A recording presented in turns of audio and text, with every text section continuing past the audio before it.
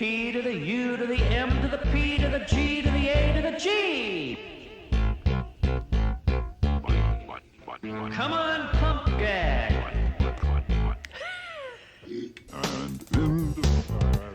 Pump gag.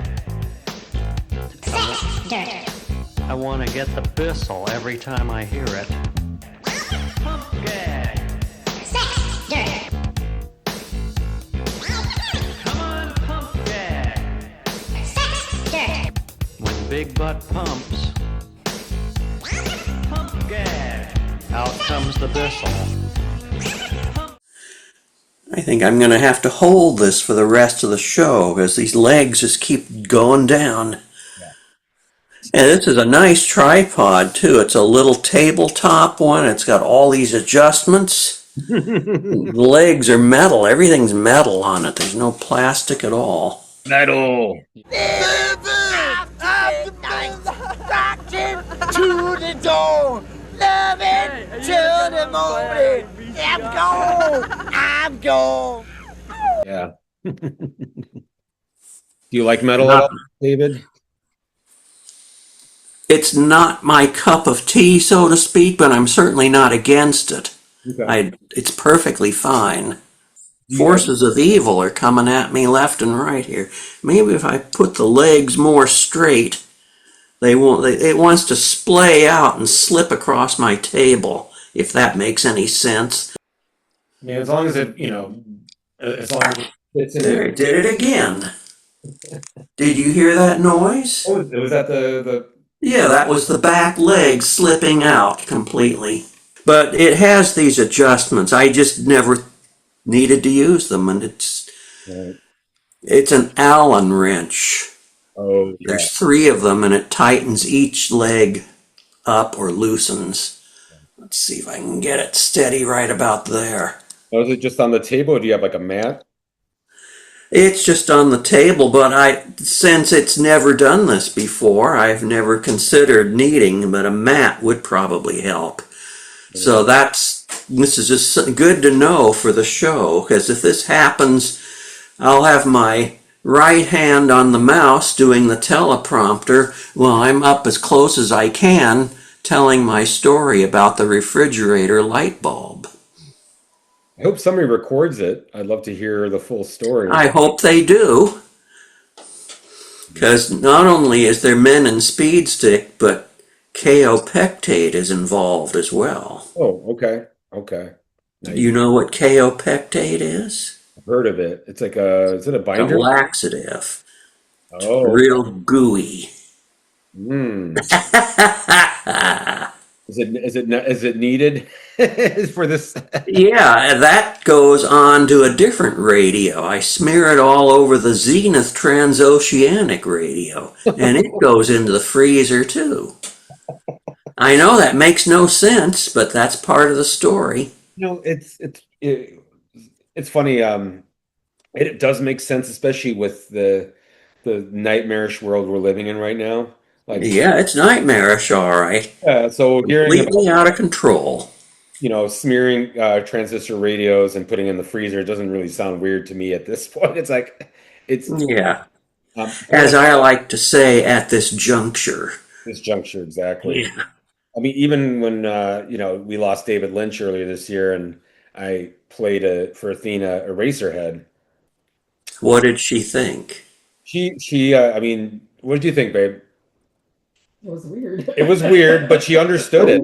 Yeah. Weird is good. The whole idea of weird, if you're weird, you're a terrorist. Yeah. Heck with that. Can't be weird anymore. You got to keep a tally of terrorists of but yeah, I mean, watching it. Well, let's face it. I'm a terrorist. You're a terrorist. Probably Athena is a terrorist. I hope she isn't mad at me for saying that. I'm a social studies. Okay, good enough. I'm a social studies teacher, so. Okay. Very much a terrorist. Yeah. Here's another thing I really get a kick out of. A lot of these podcasters are talking about, well, every time the Republicans get together, they crash Grindr. God almighty, over and over again, that the Charlie Kirk Memorial, grinder crashed. What an insult, even though Charlie Kirk was probably a bad person. That's so insulting. Yeah. They're more interested in, and these two ladies that I like, boy, they don't hold back. They say, well, they'd rather have their power bottoms than worry about Charlie Kirk. Those ladies that you've been a fan of, like, what are their names again? I've seen them on YouTube. They're Well, the name of the show is called I've Had It. that's right. So if you look that up, it's Jennifer is the main lady, and then her friend goes by Pumps. Yes. They're very sassy. Very. They remind me of when I make cats angry. It's that same kind of complete joyfulness of sassiness that I can't explain, and they're the best. These people are the biggest bottom feeders. They wouldn't even make JV's JV team of political operatives. And what I've had it with is the dumbest people in the United States of America being in power. And we are celebrating stupid people right now. So there's actually something to this, Pump. So the authoritarian, which unfortunately, as we all know, is Kanks, has to be the smartest guy in the room. We've all heard him talk, right? Right. We've all heard him drone on and on and on about IQ tests and dementia tests and animal identification tests. Look, I nailed picking a giraffe out on a piece of paper. So we know that he's not very bright. And so you have just a lot of dipshits. And listener, on our other podcast, we decided dipshit didn't go far enough. So we're going to replace the word dipshit with the word fucktwats. Because dipshit it wasn't enough. No. And Caroline Levitt is what, Pumps? She's a fucktwat. And then Pete Hegseth is a fucktwat. Yeah. And Dumb and Dumber are fucktwats. You put a lot. Yeah, we watch a lot of well, let's see. Our favorites are Reese Waters, if you ever watch him. He's I may have seen it once. How about Brian Tyler Cohen? Yeah, we watch him quite a bit. Okay. And then the Midas Touch. All those guys. Yeah, so it's the three, the ladies, Brian, and Midas. Those are the main ones. And occasionally Democracy Now! Yeah. But I have a problem with Democracy Now! What's that? Quite often, they're into something, and Amy has to come up and say, 5 seconds, gotta wrap it up. Yeah. I guess they're on a timer, but on the other podcasts, they don't do that. If it runs a little over, they finish. Yeah. I think they're still doing broadcast television, so that's probably what it is. Yeah. Which, I mean, that's the beauty about, doing this channel and just like. Yeah, things can be plus or minus maybe 10 minutes, and it isn't going to hurt anything.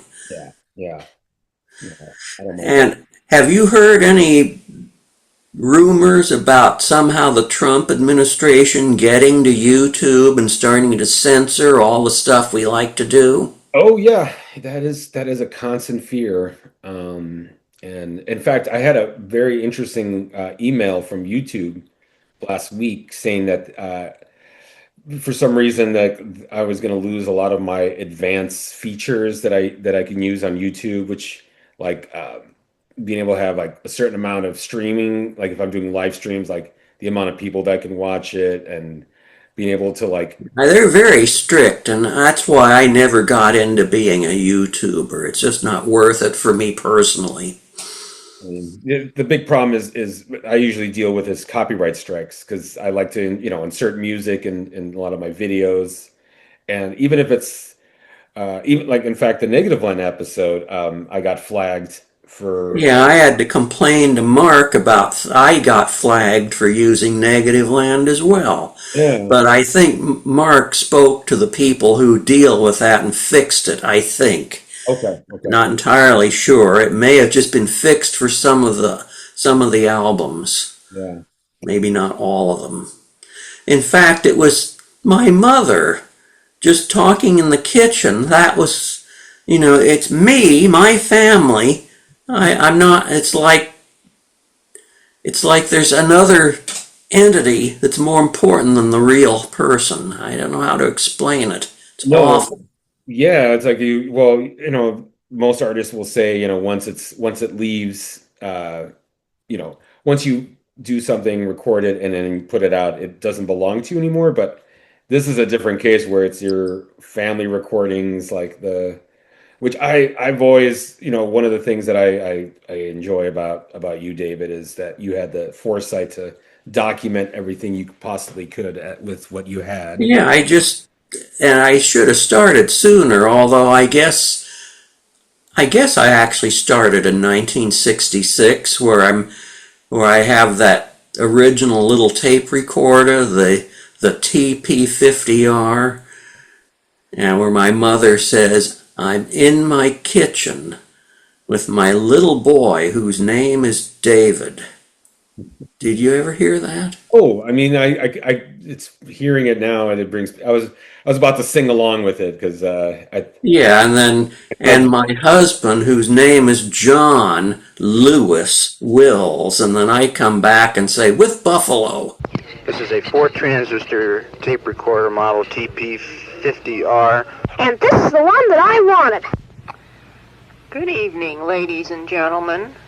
This is Christmas Eve, 1966. I'm in my kitchen this evening with my little boy, whose name is David, and I have a husband whose name is John Lewis Wills. Buffalo. That's the name of one of our cats that I named, and boy, he was awful. He liked to spray the drapes in the living room. Heck with that. Yeah, we have a cat named Mittens who likes to pee on everything. He actually peed on my house shoes, my Ooh, rubber slippers.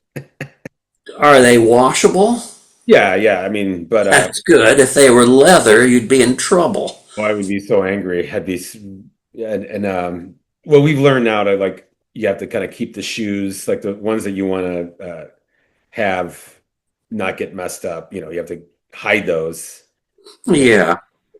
You'll decide to pee on it. But there's been a couple of times when I didn't even know what I was, or I didn't see where I was looking, and I would put my foot in my in my slipper, and it would just be like, why is it wet?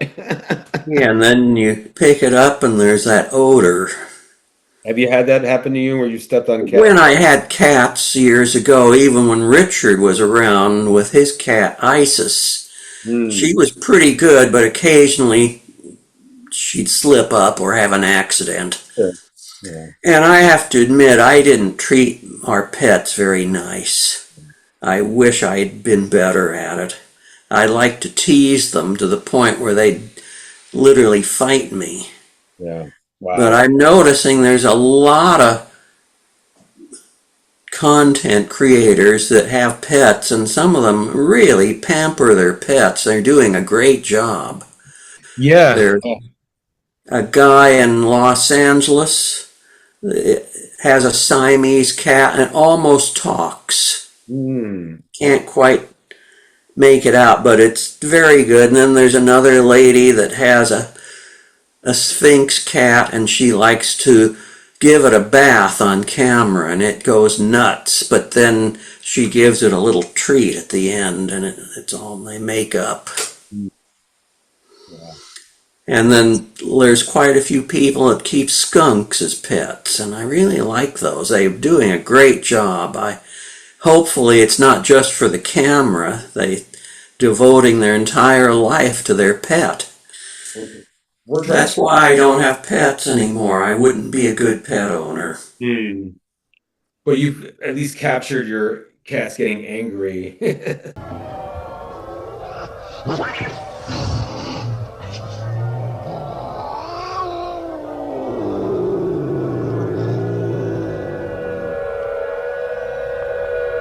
Yeah, and when my mother was around, and my grandmother had a cat too, they treated their pets good. Absolutely. We had like 5 or 6 cats outside, and I gave them names. One of them was a TB, that was short for the tuberculosis cat, because it coughed. Then there was goggles, because every time it'd get up close, its eyes would almost pop out when it would look at us. And then there was icebox and bread box. Okay. And then the big male. And then big legs. And one of them I actually named Pink Floyd. Oh, okay. And it had kind of pinkish orange fur. Oh, wow. He actually had two names, also goes by Pink Fritz. And then the first one was Buffalo. Okay, so that's the famous buffalo in the recording. Yeah.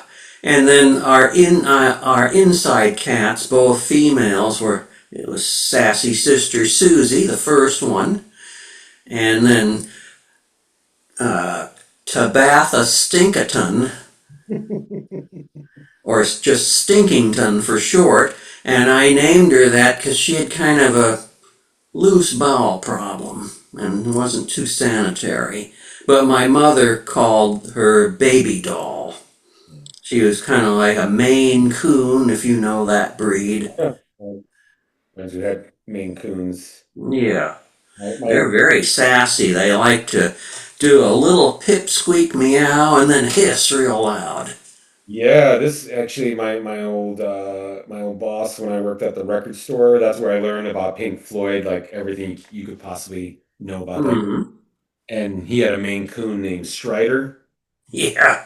And Strider, because I'm like, oh, I have a cat. Like I love cats, and this cat did not like me and would hiss at me and. Oh, absolutely. That's what they do. Yeah. So. And then the last one I had is my email name, Buddy. Okay. A little black female. I had her from the 1980s, and I actually had her up here for about a year. And all of my mother's cats lived to like 18 to 20 years. They were pampered, and I understand that the average lifespan of a cat is less than that, like around 15 years. Yeah. And I remember the name of the main cat we had in Berkeley when I was a little kid. I don't know if I've ever told you, but I named her Smithereens.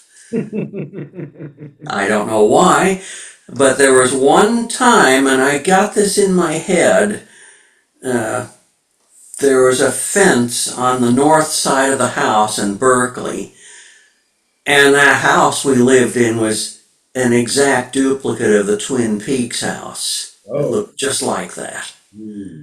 So there was a back window, and I looked out, and Smithereens was on this fence, and all of a sudden she let out a huge yowl, and a stream of urine shot out, I swear, nearly 3 feet. And there was just another cat on the roof on the house next door. And I'll never forget that. I don't know why. I mean, that's you have to see it to believe it, right? Yeah. You were witness to that. I mean, just from listening to Will's a Phone Stupid Show, or even any of the recordings, there is definitely you hear animals, you hear your family. And later on, when my parents started getting sick, and this was kind of before I thought they were really sick, I actually bought a top-of-the-line DAT recorder. And I was going to start using that for my recordings. It was a Sony D10. It was the best you could get back then. It was, believe it or not, I managed to spend $4,000. Believe it, yeah. It was at a little shop called Leo's Music in Oakland, California. Negativland has purchased stuff from that shop as well. That's where a lot of the gear came from, was from that shop? Just a few items. Most of the stuff was donated, and then there was a shop in Concord or Walnut Creek called Countrywood Music. That's where Mark went quite frequently to look for stuff. You guys were like I'm guessing everyone kind of had their own stuff when you guys were starting. Yeah, I had the booper and I was starting to get into recording radio noises. Mark had his busted up guitar. Peter Dayton, who was only in the group early on, he was a pretty good guitar player.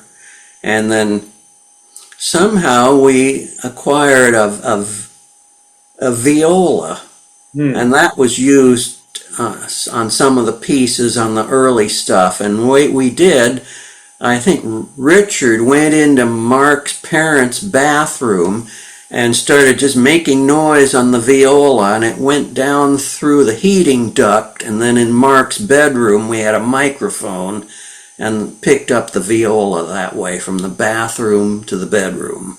The kids, you don't need to go to a fancy studio or use fancy gear. Yeah.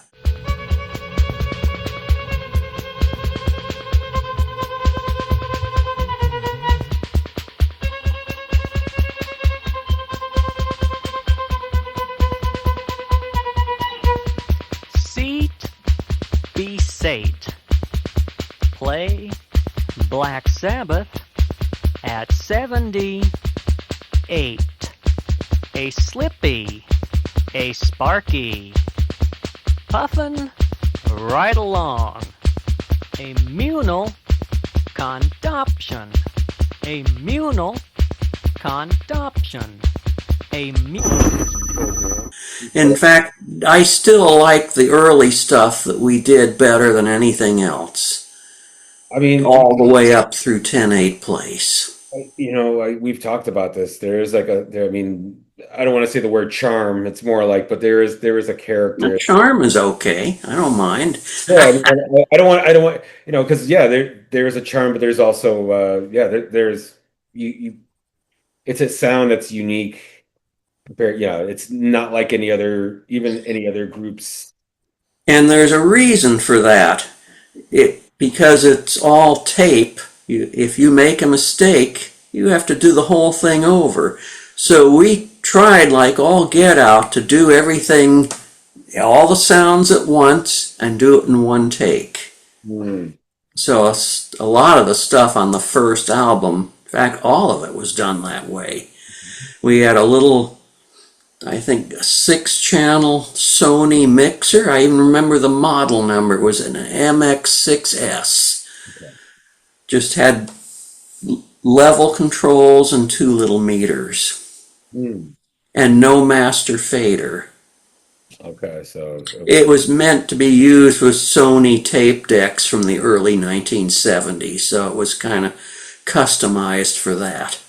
Okay. But now those are collector's items. I see those occasionally on Reverb, and they're very expensive now. Yeah, I love that first record. Actually, I was listening to it some time ago, and just because I mean, you think about nowadays, now with obviously Mark and Jonathan are using editing software on their computers. John is using more software. Mark is kind of rebelling against software, and he has a big board. I guess it's known as a pedal board, only it's a huge thing with all these analog effects boxes. There's like 10 of them, all running together, custom.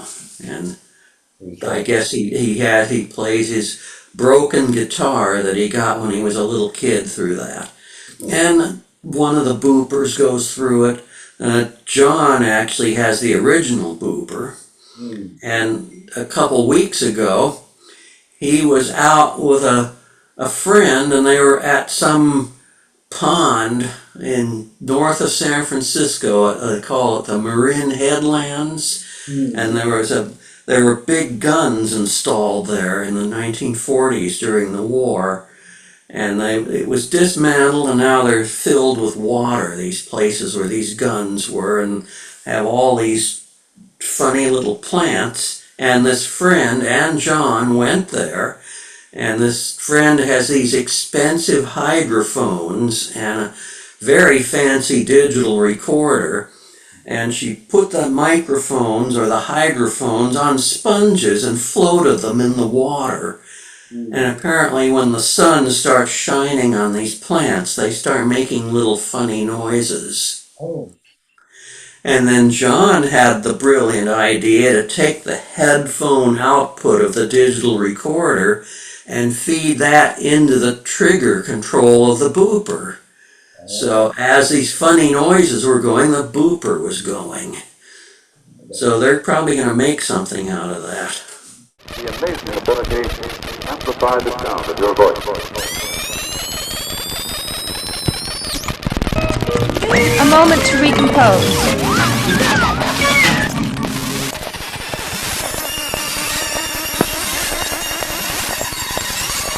We saw a document about the size of a pencil eraser. Got an arrested.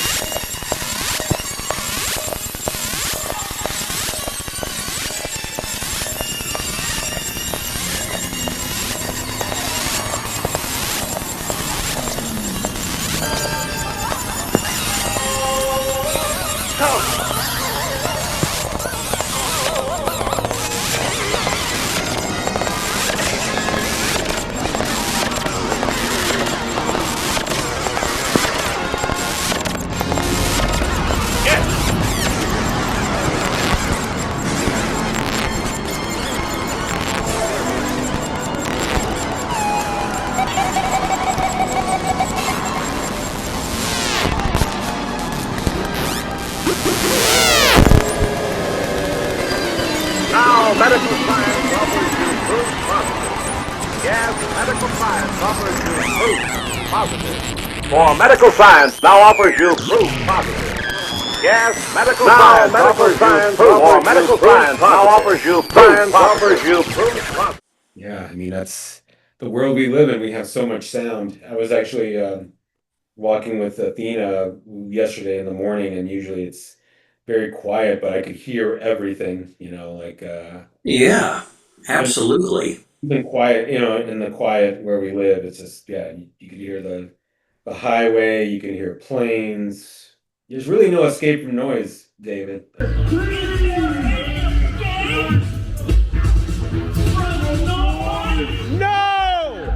Yeah, now, Say that. I've been thinking about sound in another sort of way.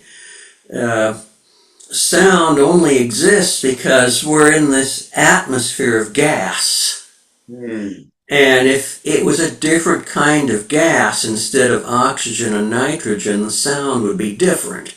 Right, wow. And that's why in space, where there's no gas whatsoever, sound can't happen. So we're lucky that we have a place where there's sound, because most of the universe has no sound. We are. At least that's how I understand it. I've been thinking about that. And there's a funny little thing that happens. I don't know if you ever have heard like a diesel semi truck when it starts up from a cold start. You'll hear the exhaust note, and it kind of changes pitch. And the reason I think it's changing pitch is because of the exhaust gases transmit sound differently than our air that we breathe. So as it's coming up the exhaust pipe, it changes pitch. I don't know if I know what I'm talking about, but that's what I've noticed.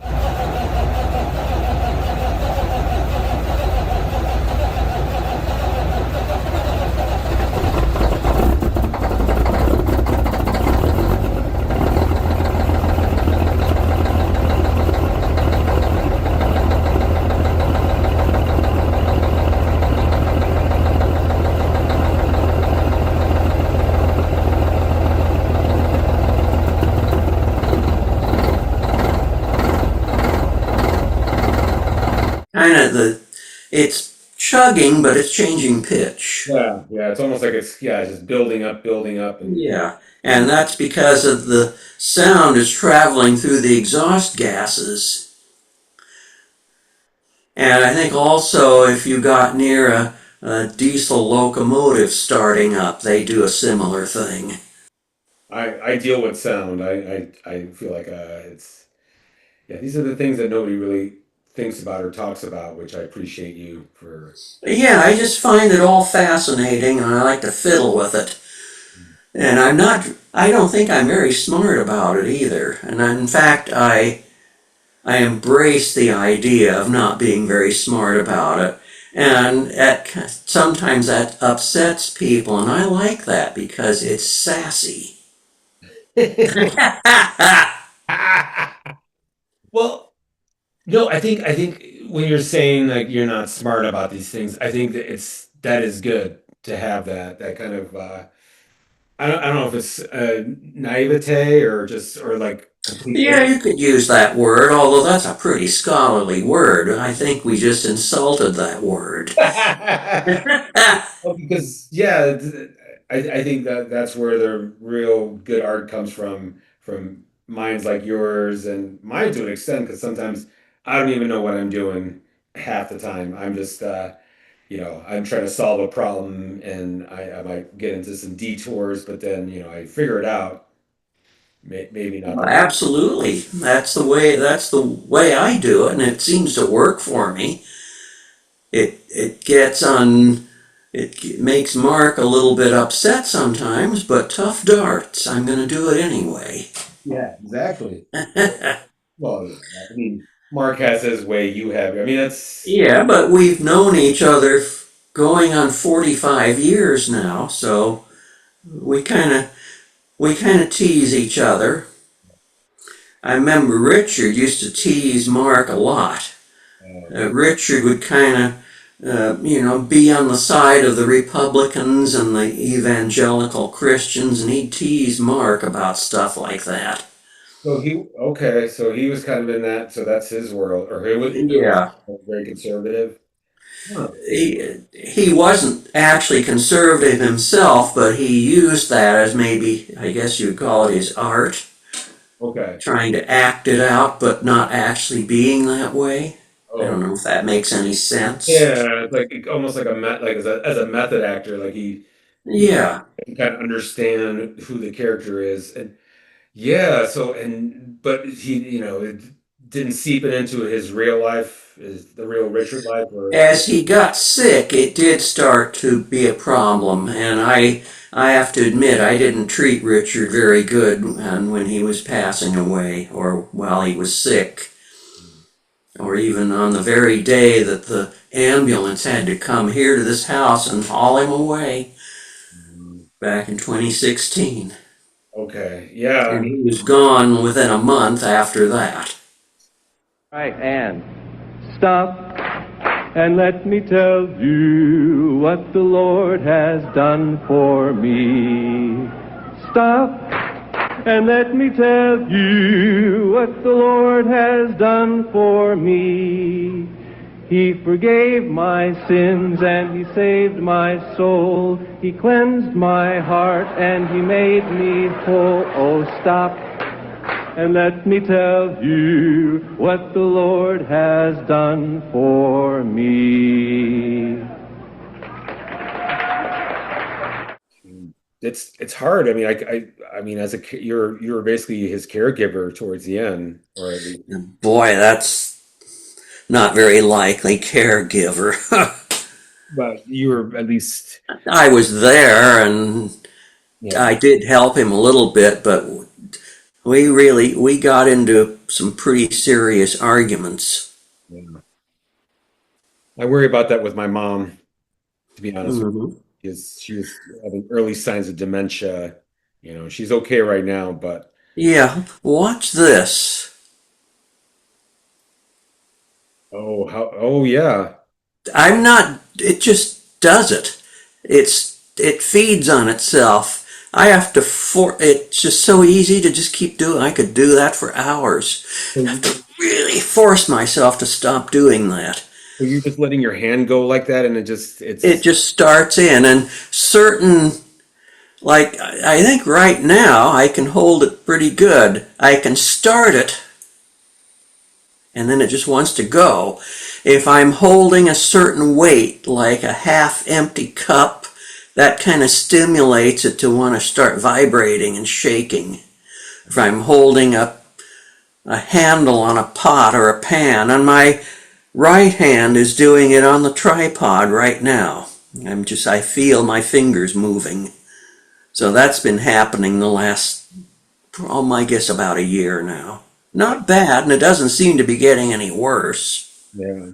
That's about, I think the last time we were around when we were talking over a year ago, you were telling me that was becoming. Yeah, it might be a little worse than that now, but I'm used to it and I can deal with it. But I can't really work on boopers and do soldering anymore. Yeah, like the real fine. Yeah, if you start concentrating and trying to keep your hand in one spot, that's when it really wants to shake. Okay. So obviously not building bombs or any kind of. No, I can't do anything like that. But boy, I sure know how to tap my hand on this iPhone and do all kinds of nutty things. Okay. I mean, thank heavens for that, right? You got. Yeah. One time the shaking was so bad that I flung a cup of coffee all over the kitchen. And I learned after that, you take the other hand and you grab the cup and it finally stops shaking. So do you think it's neurological or what do you think that? It's just what happens when you get older. I'll find out more when I have my physical examination, which I really am going to have to do in November. I've been waiting too long. And then I've got what I call the creeping crud up both legs. Oh, I remember the creeping crud. It's it better, worse, the same? It's probably a little bit worse, and it's gotten up to the point where I've got a little bit of jock itch. It's up that high now, but not bad. Okay. It's pretty much holding at that level. It's like mainly just up to my kneecaps, but a little bit on the upper calf, but not much. But the jock itch is definitely starting to happen a little bit. Luckily, I have spray, and it works really well. And just the other day, I got a 6-pack of 99.9% alcohol. Ooh. That's going to teach that stuff a lesson like all get out. Okay. And I think it is. Since I've been swabbing that on my legs, it seems a little better this last week since I've started using that alcohol. Okay. But I know that really isn't the right way to do it. There's foot baths, and I'm going to have to. I actually have a bucket. I was going to do it, but I just got lazy and didn't want to bother with it. But I'm going to have to do something. Yeah. I don't know if it'll get so bad that I'll have to amputate my feet, but that's possible. Yeah. Like I say, I hate going outside. I don't want to walk. If I had someone living with me and this house was in fairly decent shape, I'd do it. Did we talk about the major sewer problem I had? So that was the other thing the year before. Yeah. And thanks to Mark, I got a copy of the bill. And Mark seems to think that my homeowner's insurance will cover a lot of it. We're going to try to work on that in the next month, even though I've changed companies. It happened about a year and a half ago, and they say you can wait up to 3 years to file a claim. So that's what we're working on. So that kind of gives you some hope, which I remember you told me that. Yeah, I don't even want to clean up the rooms downstairs until I get it paid off. And that's part, I guess, my autism. One thing at a time. Yeah. That drives Mark nuts. He claims he can do a whole lot of things at once. This cough is something that I'm kind of thinking about too. I've had it for about a year now. It's not getting any worse, but when I do it, it's a spell, and I have to do it a little bit, so it might happen again. Okay. Do you take any like spray or? I have just really nice lemon cough drops. Like in the morning when I'm got a lot of mucus, I take a cough drop and I blow my nose thoroughly. Now, this is gross. You may want to cut this out. I don't know why this happens. I even told the doctor this happens. But when I'm sitting on the toilet and the crap comes out, immediately my nose starts to run like crazy. I don't know why. It happens every day. I'm sitting on the toilet and there's a big thing coming out of my nose. Oh. It's just like my whole body gets stimulated somehow when I'm going to the bathroom. Isn't that weird? It's almost like a Pavlovian response to. Yeah, that would be a good way to describe it. I don't know. What good is my nose running when I'm trying to go to the bathroom? But it's what it does. Yeah, it's like yeah, that is especially when you're defecating, because that's Yeah. I mean, And I drink prune juice now. I make sure that I keep things flowing because if I let up, I get bloated. Like this last week, worrying about my homeowner's insurance, so we had a devil of a time canceling the other policy, and I was worried about that, and I overate, and I got constipated, and I got tremendous stomach cramps. Now it's starting to get better. yeah. And some of that is what makes that stomach noise I like to post. Yeah, I yeah. just take the iPhone and make a seal with the bottom microphone right on my bare belly, and it records it just like a stethoscope.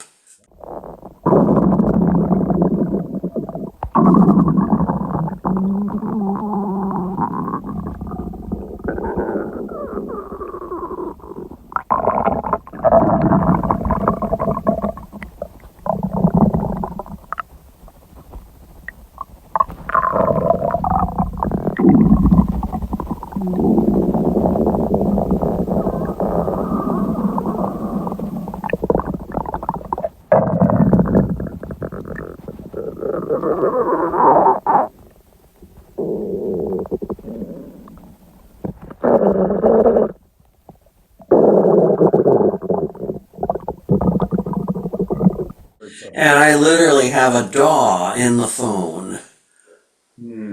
Okay. Did I ever tell you? It's called AUM or AUM. Oh, like the God in THX Home? Yeah, you pronounce it that way, but it's spelled AUM.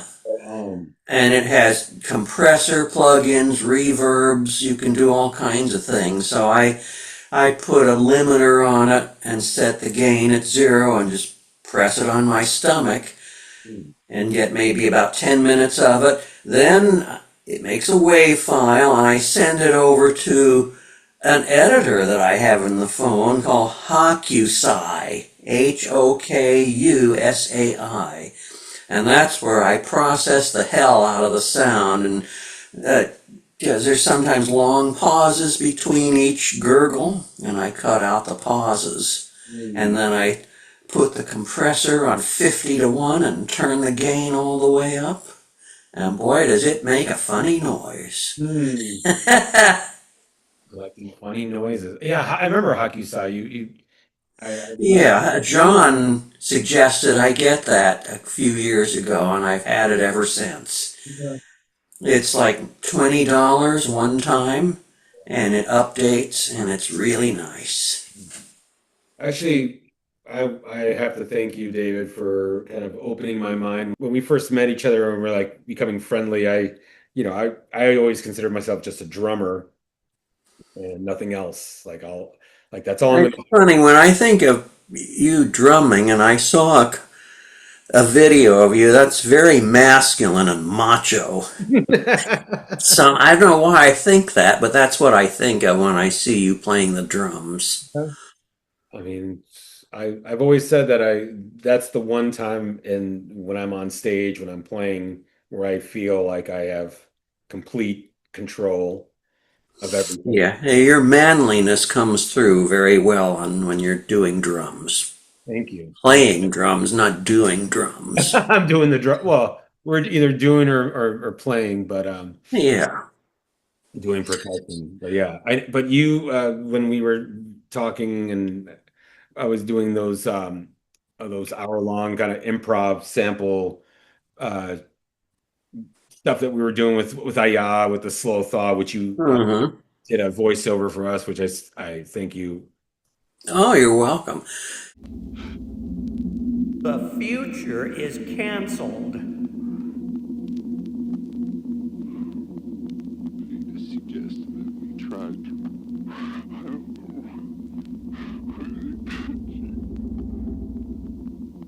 Three Chicanos with samplers. Live. No edits. No safety net.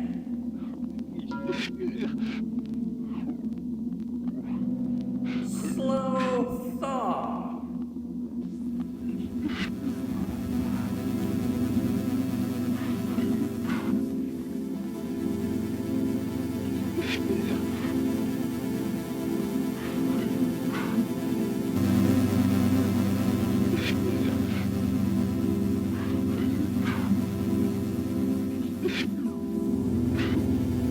This is the Weatherman telling you to get ready for your favorite sonic outlaws to wake your ass up and lay the mantra that is slow thought.